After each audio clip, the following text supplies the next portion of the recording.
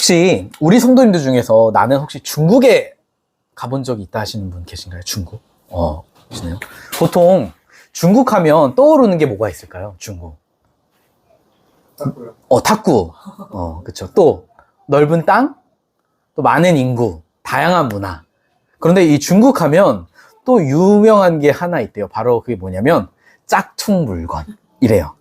중국에서 한 번은 길을 가다가 중국산 차량에 불이 붙은 거예요. 그래서 운전자가 차에 있던 소화기를 꺼내서 끄려고 했지만 끌 수가 없었대요. 왜냐하면 소화기가 짝퉁이었거든요. 그래서 안 되겠다. 길에 있는 소화전을 끌어 써야지. 그런데 그것도 짝퉁이었다고 합니다. 또 어떤 사람이 버블티를 먹고 배가 아파서 병원에 갔다가 충격을 받았대요. 왜냐하면 자기가 먹었던 그 버블티의 그 펄이 알고 보니 고무와 폐타이어로 만들었던 거래요. 또 2008년 한 분유 회사에서 인공 합성으로 만든 공업용 멜라민을 써서 가짜 분유를 만들었다고 합니다. 이걸 먹은 아기 중에 4명이 죽고 5만 4천 명이 아기가 신장 질환을 얻은 사건이 있었다고 해요. 그래서 중국에는 이런 유머가 있다고 합니다. 한 노인 농부가 씨앗을 사다가 심었는데 가을에 열매가 한 개도 열리지 않아 수확을 못했대요. 왜냐하면 그 씨앗이 짝퉁이었던 거예요. 그래서 농부가 자살할 결심을 하고 농약을 사다 마셨는데 안 죽었대요. 왜냐면 마신 농약도 짝퉁이었거든요. 그래서 야, 이렇게 죽지 않은 것도 행운이고 하늘의 뜻이다 하면서 기쁘게 가족과 술을 함께 마셨는데 모두 죽었대요. 왜냐면 술마저 짝퉁이었던 거죠. 이렇게 우리는 살다 보면 가짜, 이 짝퉁을 보게 될 때가 있는데요. 이렇게 짝퉁 가짜들에는 한 가지 공통점이 있다고 합니다. 그게 뭐냐면 바로 진짜만이 가질 수 있는 생명력, 생명이 없다는 것이죠. 오늘 우리가 읽은 본문에서도 이렇게 생명이 없는 사람들이 등장을 하는데요. 1장의 첫 내용을 보면 한 부부의 이야기가 등장을 합니다. 1절 말씀 같이 다시 한번 읽어볼게요. 시작! 에브라임 산지 라마다임 소빔에 에브라임 사람 엘가나라는 사람이 있었으니 그는 여호람의 아들이요 엘리후의 손자요 도우의 증손이요 스벨 현손이더라. 아멘. 지금 보니까 에브라임 사람 엘가나가 등장하는데 이 사람이 누군가 봤더니 누구의 아들이고 손자고 증손이고 현손이다 이렇게 소개를 해요. 우리가 이 사람이 정확히 누군지는 모르겠지만 우리는 이런 표현을 보고 보통 족보라고 이야기를 합니다. 혹시 여러분은 개족보라는 말을 들어본 적이 있는지 모르겠어요. 요즘에는 모르겠지만 제가 어릴 때는 빠른 연생이라고 학교에 일찍 들어간 사람들이 있었어요. 근데 문제는 그 사람들에게 형 누나라고 하라는데 저는 그게 굉장히 싫은 거예요. 여기도 한 분이 계신데 제가 아는 실제로 교회의 형은 원래 저랑 같은 연도의 3월생인데 1월생으로 신고를 해서 학교를 일찍 갔어요. 자기 뭐로 형이라 부르래요. 그래서 제가 형이라 안 불렀어요. 누구누구 씨라고 불렀어요. 그러다 보니까 어느 순간 친구가 되고 그 형의 친구와도 친구를 먹어요.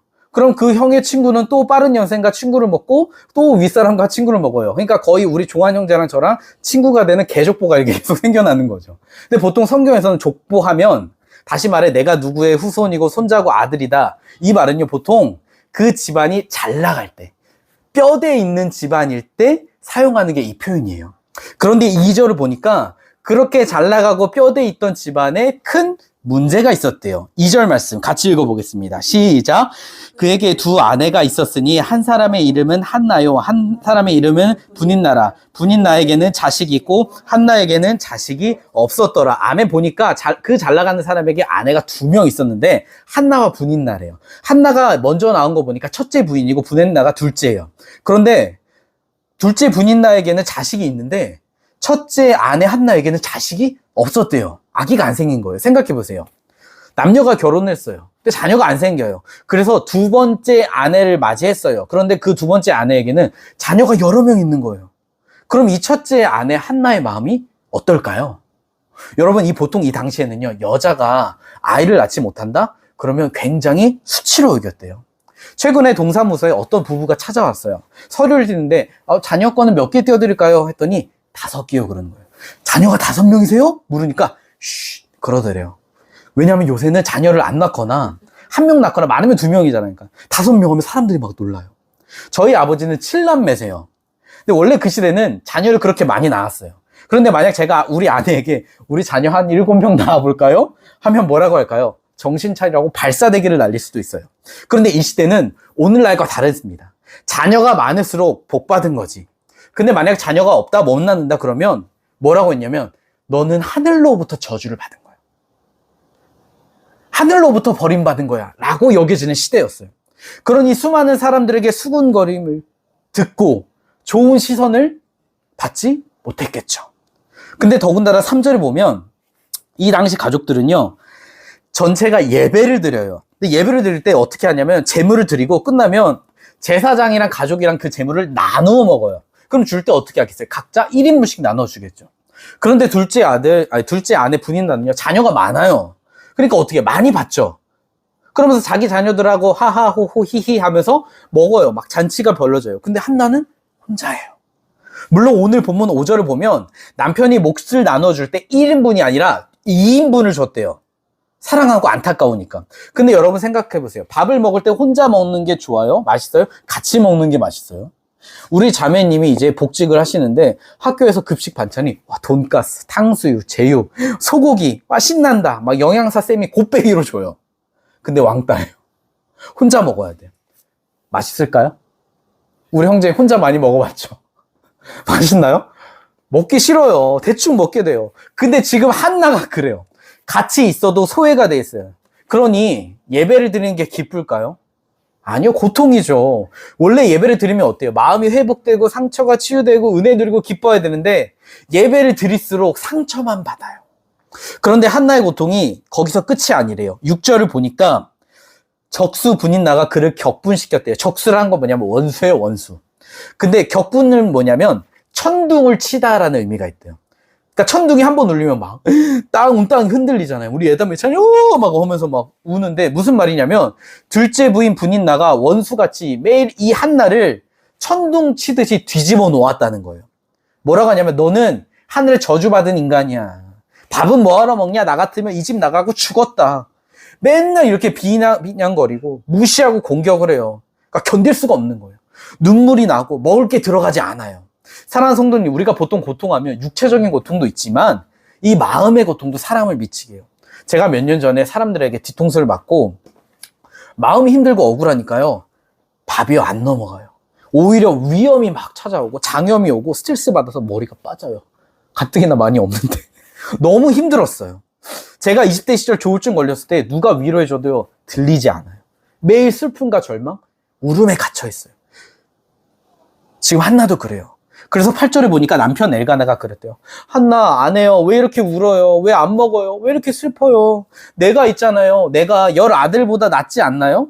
근데 자세히 보면 한나의 대답이 없어요. 무슨 말이냐면 대꾸도 안 한 거예요.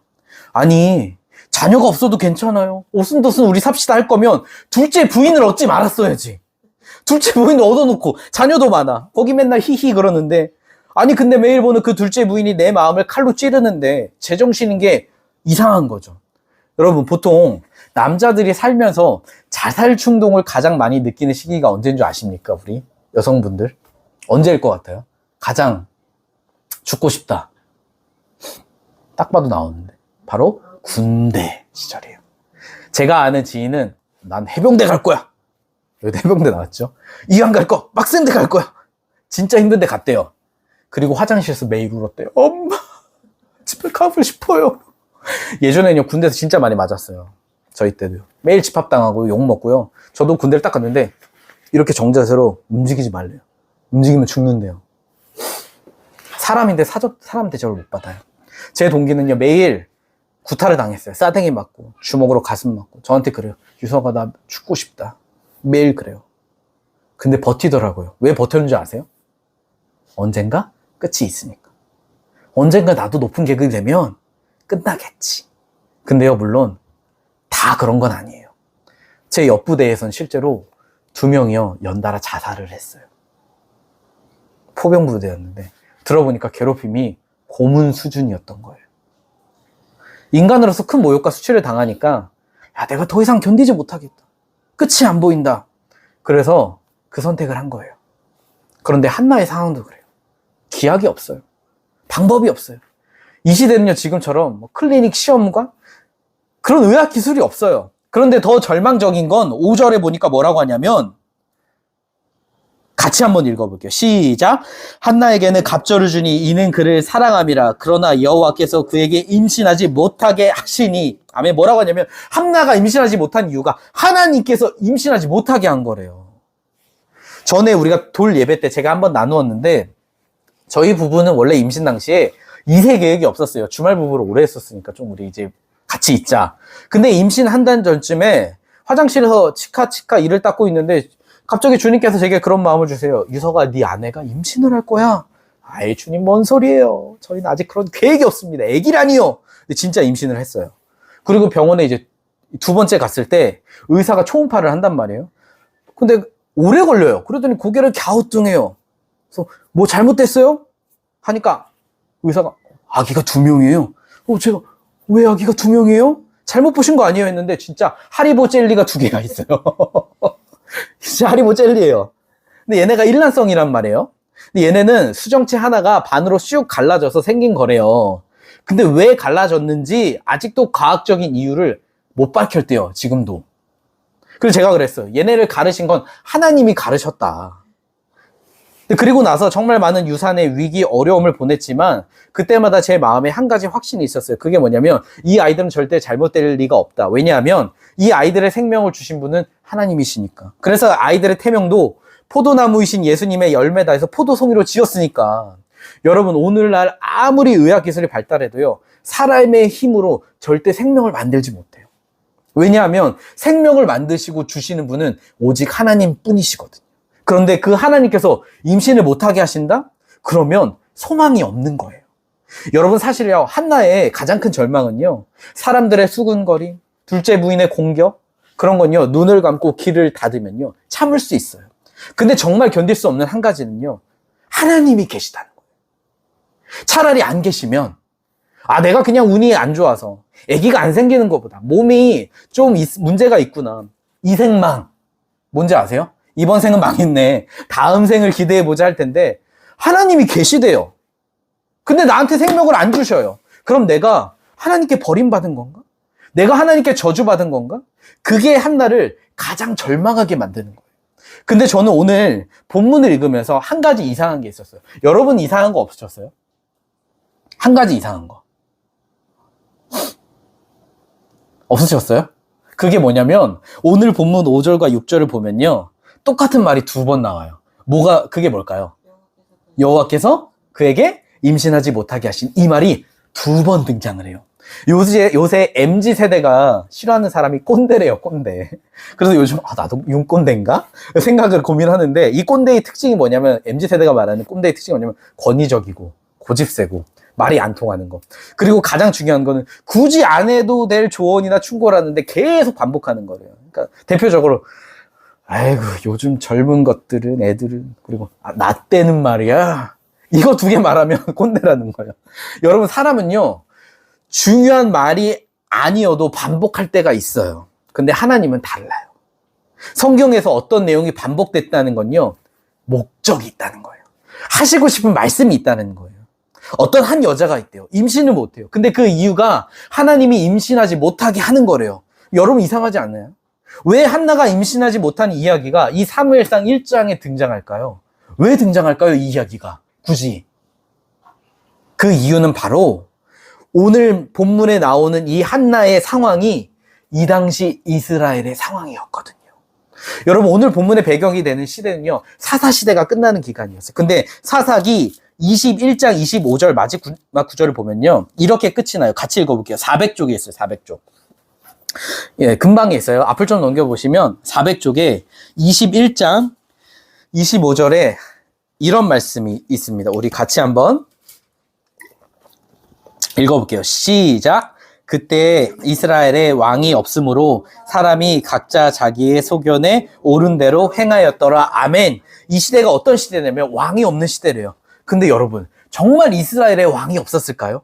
아니요. 옛날에 이스라엘은요 왕이 있었어요. 바로 여호와 하나님. 그래서 이스라엘 백성들이요 오늘 본문에 나온 한나의 이 남편 가문처럼 뼈대 있는 가문처럼 잘 나갔다고요. 애굽에서 탈출할 때 막 도망가는 게 아니라 오히려 양이나 소, 보석, 은금 이런 걸 받으면서 나왔어요. 그런데 애굽이 아무 말도 못했다고요. 이스라엘이 딱 지나가면 사람들이 무시하는 게 아니라 경이로운 시선으로 봐요. 관심을 가지고 지켜봐요. 마치 우리 자매들이 교회에서 교회 오빠를 보듯이. 저도 청년 시절 찬양 인도하는 교회 오빠였어요. 그래서 교회에 저에 관심 있는 자매들이 꽤 많이 있었어요. 안 믿기시죠? 근데요, 지금 이스라엘도 그래요. 지금은 아무도 그걸 믿지 않지만 나름 과거에는 잘 나갔었다니까요. 왜냐면 여호와 하나님이 이들의 왕이셨으니까. 그런데 문제는 이들이 가나안 땅에 오고 나서 리더 여호수아가 죽어요. 그런데 어이없는 건 지들이 광야를 떠들고 힘들고 가나안 전쟁할 때는 하나님 도와주세요. 하나님이 찾다가 땅에 정착을 해요. 먹을 게 풍성해지고 여유가 많아지니까 이제 하나님을 찾지 않는 거예요. 혹시 제가 지난주에 설교했던 내용의 주제를 기억하세요? 네, 기대하지 않았습니다. 지난주 설교 내용이 뭐였냐면 하나님께서 이스라엘을 구원하신 이유는 가나안 땅을 주려고, 아브라함을 부르시는 이유는 가나안 땅을 주려고가 아니라 하나님께로 인도하기 위함이었다. 그래서 그러니까 아브라함이 이스라엘이 하나님을 사랑하고 하나님을 알아가고 신뢰하고 하나님 말씀에 순종하면 가나안 땅은 선물로 주어지는 거였다. 기억나시죠, 이제? 네. 다행입니다. 그런데요, 여러분, 이 인간들이 그 땅을 선물로 받으니까요, 살만하니까 어떻게 하냐? 하나님을 버려요. 사실 하나님이요, 이 이스라엘이 가나안 땅에 가기 전에 말씀하신 게 이거 진짜 하지 말라는 게 하나 있었어요. 그게 뭐냐면 절대 그곳의 사람들과 결혼하지 마라. 이거였어요. 만약 우리 종환 형제가 아주 이쁜 이슬람 여자랑 결혼을 했어요. 얼굴이 무빙에 나오는 고윤정급이에요. 아니면 신세경. 와. 그런데 그 고윤정, 신세경이 매주 주말마다 우리 종환 형제에게 그러는 거예요. 우리 이슬람 사원 가서 예배 드려요. 종환 오빠. 막 그래요. 아이, 막 애교를 부려요. 그럼 우리 종환 형제는 이슬람 사원을 가서 예배를 드릴까요? 교회에 와서 예배를 드릴까요? 대답을 못하죠? 이슬람 사원에 가죠. 아살라무 알라이쿰 막 이러면서 갈 거예요. 그런데 이스라엘도 그랬어요. 가나안 사람들과 결혼하니까요. 이제 가나안에 있는 우상들, 신을 섬겨요. 신전을 만들고 제사를 드려요. 하나님 말씀 안녕히 계십시오 하고 이제는 다 자기 소견에 옳은 대로, 다시 말해 자기가 하고 싶은 대로 살아요. 그래서 강자가 약자의 것을 빼앗고 짓밟고 사회의 질서 정의 다 무너지고 자기들이 왜 여기 있는지 누구인지조차 잃어버린 거예요. 한 번은 어느 남자가 마을 집에 놀러 왔어요. 그러자 지역의 다른 남자들이 그 집에 몰려온 거예요. 그리고는 문을 두드리면서 말해요. 문을 두드리면서 그 남자를 내놔라. 우리가 그 사람과 성관계하겠다. 다른 말로 그 지역의 남자들이 손님으로 온 남자를 성폭행하겠다 하는 거예요. 근데 거부하고 문을 안 열어주자 그 남자들이 어떻게 했냐면 그 손님으로 온 남자의 첩을 단체로 강간하고 그 여자를 죽였어요. 이게 사무엘상 이전 사사기에 나오는 내용이에요. 무슨 말이냐? 이스라엘 상태가 그 정도로 맛이 간 거예요. 여러분, 하나님의 백성이요, 하나님을 떠나고 신앙적으로 타락하면요, 반드시 그게 삶의 도덕적인 타락으로 나타나요. 왠 줄 아세요? 생명이 없으니까. 죄를 이기지 못하는 거예요. 제가 예전에 한 번은 필리핀 어학연수를 갔어요. 깜짝 놀랐어요. 왜 놀랐냐면 거기서 하는 말이 필리핀의 80%가 카톨릭 혹은 개신교래요. 그러니까 다시 말해 예수님을 믿는다라는 사람이 80%인 거예요.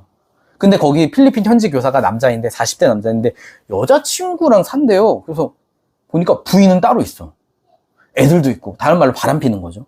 그러면서 하는 말이 여기는 이혼 절차도 복잡하고 돈도 들어서 다 이렇게 두 집 살림 한대요. 흔하대요, 그게. 아무렇지 않게 이야기를 해요. 거리를 지나다가 깜짝 놀랐어요. 왠 줄 아세요? 트랜스젠더가 너무 많아요. 어떻게 알았냐? 덩치는 마동석인데 긴 머리 가발에 화장하고 치마를 입고 다녀요. 누가 봐도 알아요. 그리고서 하는 말이 내 친구도 동성애 해. 근데 여기 아무렇지도 않아. 동성애는 동거? 아예 권장해. 쿨한 문화야. 그러니까 성경은 쿨하지 않다는데 자기들은 쿨하대요. 자세히 보니까 성 이런 것뿐만 아니라 사회 이곳저곳에서 부정부패가 넘쳐나요. 정치인들, 기업가들. 정의, 인권 없어요. 사람들이 꿈이 없어요. 저보고 하는 말이 밤에 혼자 다니지 말래요. 왜냐면 다니면 돈 뺏기고 총 맞아 죽는데요. 생각했어요. 야, 여기는 예수님을 믿는다고 80%가 믿는다고 하는데 말씀을 따르는 사람이 없어요. 예수님의 생명을 가진 사람 찾기가 힘들어요. 그들을 보면요, 삶에서 예수님이 없어요. 다 주님을 버리고 떠났다니까요. 근데 말로는 우리는 80%가 믿어. 근데 여러분 그거 아세요? 우리는 다를까요? 오늘 한국 교회는? 그 교인들은 다를까요? 요즘 우리 둥이들이요, 맨날 아빠 아빠 해요. 엄마 잘 안 하고 아빠 아빠 아빠 해요. 근데 아빠가 여기 있는데도 저기 가서 아빠 아빠 아빠 그래요. 그래서 제가 그랬어요. 야, 니네가 하는 아빠 아빠는 오늘날 교인들이 맨날 주여 주여 하면서 주님한테 오지 않는 거랑 똑같은 것 같다고. 신기하게요. 우리가 예수님 사랑하냐고 물으면 사랑한다고 해요. 근데 예수님 별로 안 찾아요. 만나도 그 만남을 빨리 끝내고 싶어 해요. 만약에 제가 여러분께 우리 다음 주부터는 찬양 1시간, 설교 1시간, 2시간 예배를 드릴 겁니다 하면 다음 주 이 자리에 누가 있을까요? 물론 아내는 있을 거예요. 도망갈 수가 없으니까. 근데 우리 삶에서 친구 만나고 게임도 하고 유튜브도 하고 맛집 탐방도 하고 나를 위해서 하는 시간은 어마어마한데 주님께 드리는 시간은 어때요? 솔직히 얘기하면 쥐꼬리만큼 돼요. 쥐꼬리만큼. 예수님이 나의 주님이세요 하고 고백해요. 하지만 진짜 주님인지 아닌지는 뭘 보고 아는지 아세요? 돈을 보면 알아요. 돈. 내가 가진 돈? 누구 거예요? 누구 거예요? 내가 가진 돈. 내 거지. 내 거잖아요. 그러니까 다 나를 위해 써야지. 내가 먹고 싶은 거 사고 싶어. 나를 위해서 써야죠. 근데 성경에서 주님의 뜻은 네가 가진 걸로 가난하고 연약한 자를 돌봐라. 나누어 주어라. 베풀어라. 그 사람한테 한 것이 나한테 한 것이다. 예수님 그러시는데 그렇게 해요? 안 합니다. 못 해요. 왜? 내 건데. 그러면 솔직히 말해서 내 인생의 주인이 누구예요? 돈의 주인이 누구예요? 예수님이에요? 나잖아요.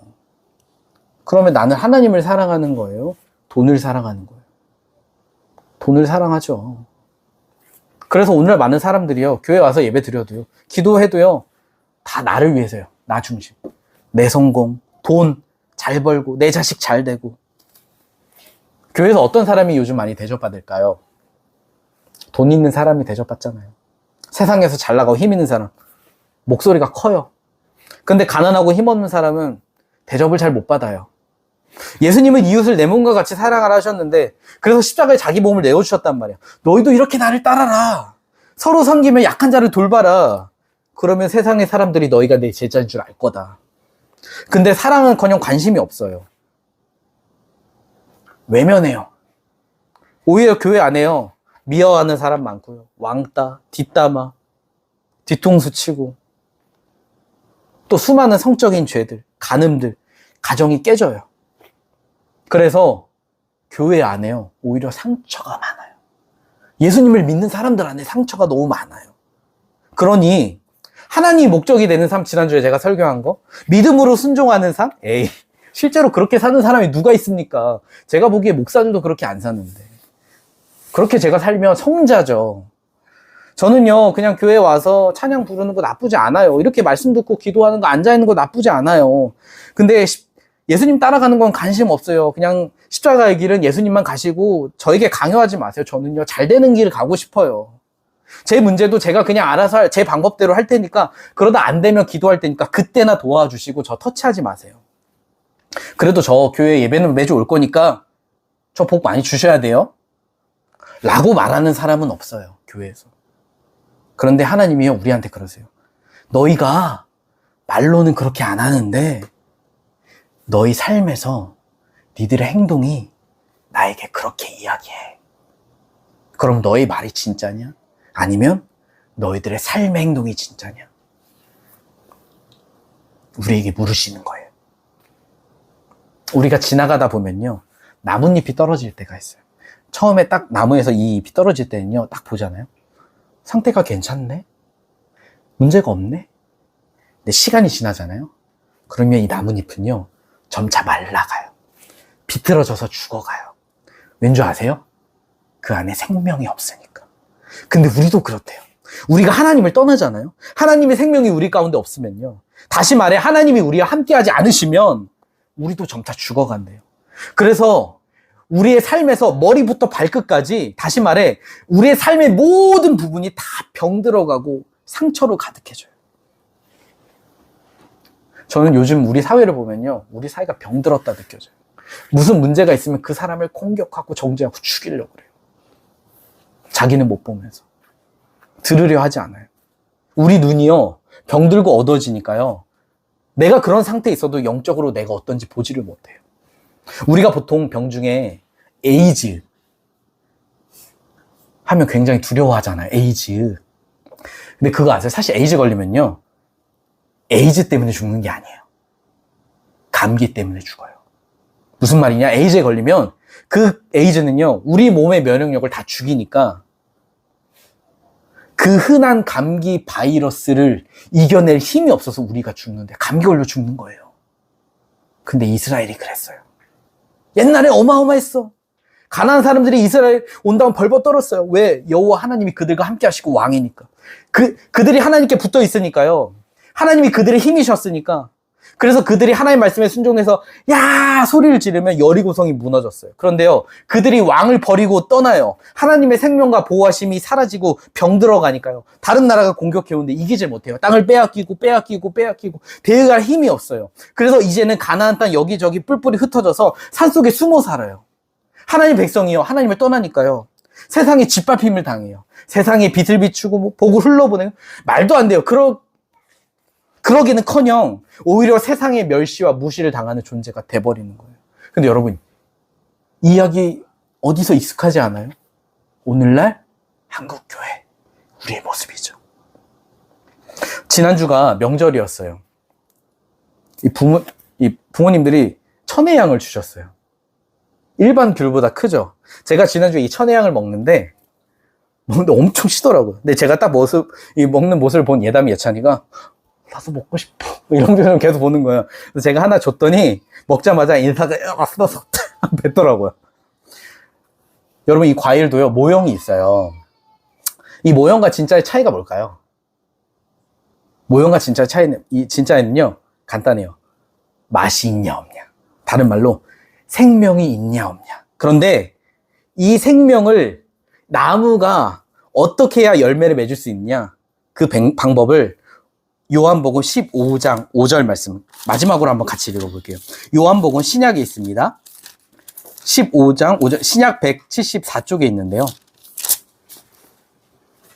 이거를 보니까 배고프네요. 먹고 싶네요. 요한복음 15장 5절 174쪽 한번 같이 읽어보도록 하겠습니다. 시작. 나는 포도나무요, 너희는 가지라. 그가 내 안에, 다시 읽어볼게요. 시작. 나는 포도나무요, 너희는 가지라. 그가 내 안에, 내가 그 안에 거하면 사람이 열매를 많이 맺나니 나를 떠나서는 너희가 아무것도 할 수 없음이라.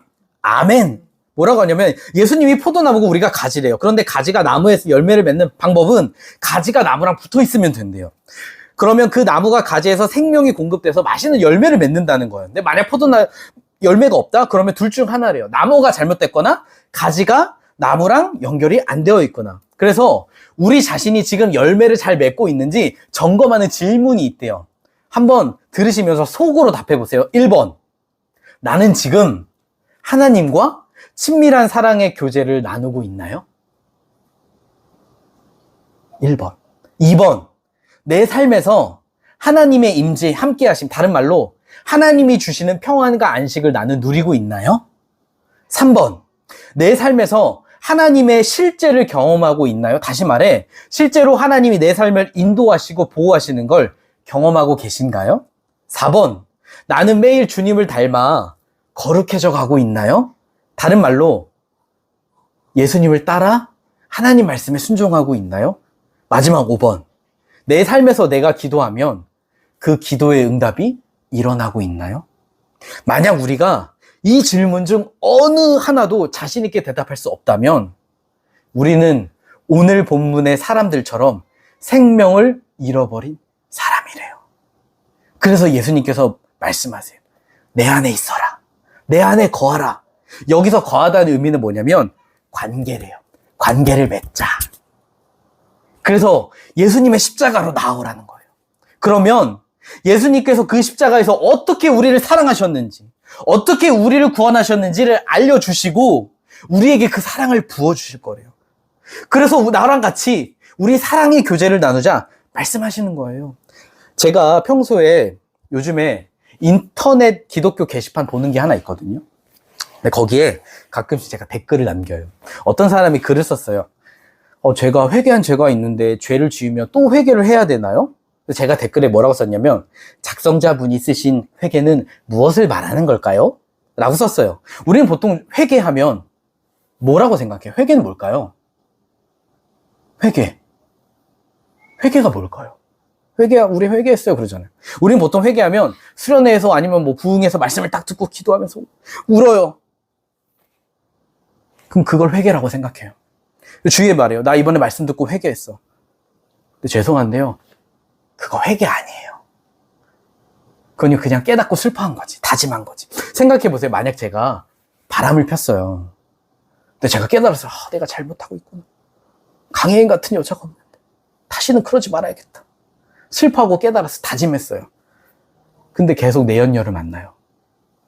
그럼 그게 회개일까요? 아니죠. 회개는요, 죄를 깨닫고 슬퍼한 다음에 내 삶에서 방향을 돌이켜 아내만을 사랑하는 자리로 달려가야 그게 회개예요. 여기서 방향을 돌이킨다는 건 그냥 내가 평소 짓는 죄 중에 하나, 그거 다시는 안 져야지라는 게 아니라, 우리 종환 형제가 결혼을 했어요. 그럼 결혼하면 이전에 만나고 썸 타고 연애했던 여자들과 관계 어떻게 해야 돼요? 계속 유지해야 돼요?